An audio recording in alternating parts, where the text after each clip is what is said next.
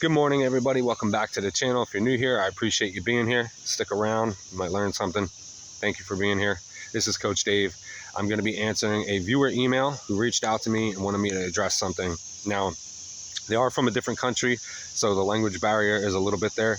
I read through the email several times. I'm going to try to do my best to answer this for you, but it is a little bit hard with the way things were worded.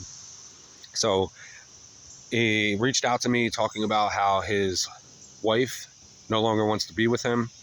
They've been together for, I think it was like 2 to 3 years, and she started pulling away. She started not taking accountability. She didn't want to communicate, typical dismissive, avoidant behavior.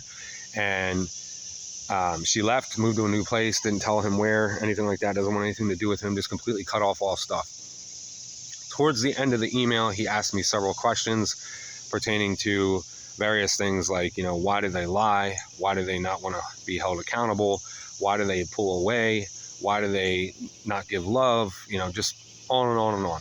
And I've made videos specifically addressing all these things. And again, I know you might have just stumbled upon my channel and found a certain video, but I implore you, I have made videos addressing every one of these topics. So I can't really just re-answer those all again, because it's just going to feel like I'm, beating a dead horse, so to speak. But one of the confusing things for me was then down at the end, you said that you're an anxious, dismissive, avoidant. And I do get that, but the way that you worded the email and the way things sounded, it sounds more like you're a fearful avoidant, which typically leans more anxious. You can be an anxious dismissive, but just the way that you worded things, it seems like you run high anxiety.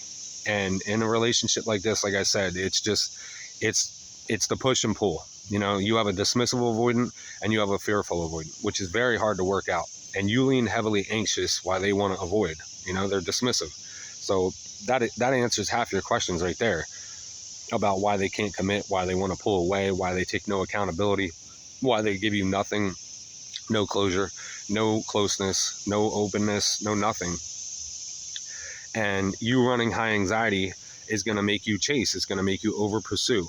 And then you have that power struggle. And it's a real thing in every relationship, whether it's healthy or not. So as soon as that starts tipping, they're already fleeing from you. But then you give them the ick, so to speak, because you're being anxious, you're over pursuing, you're over asking, you're overwhelming them, woe is me.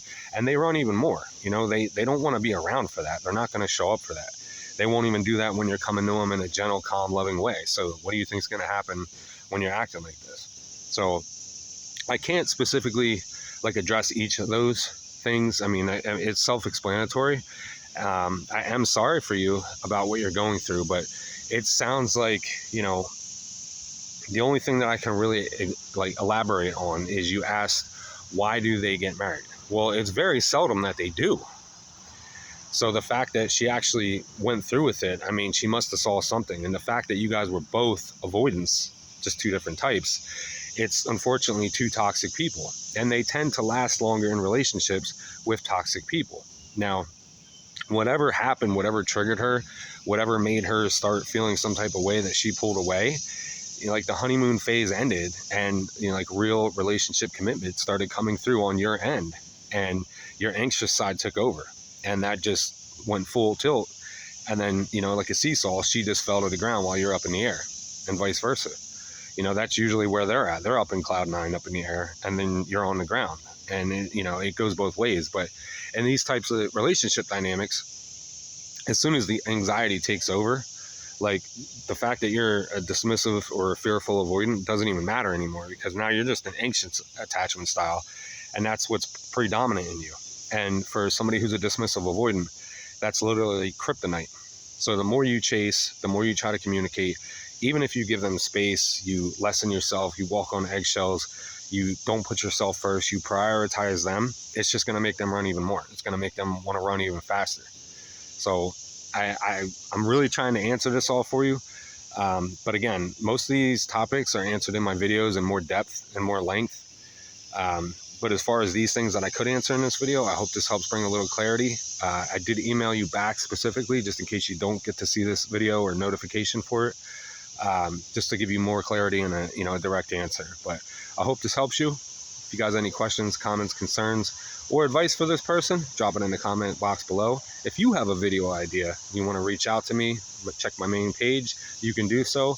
If you want to do any one-on-one, you can check my main page for my email. I offer it through email, I offer it through phone call, and I offer it through video chat. Thank you guys so much for the love and support. I'll catch you in the next one.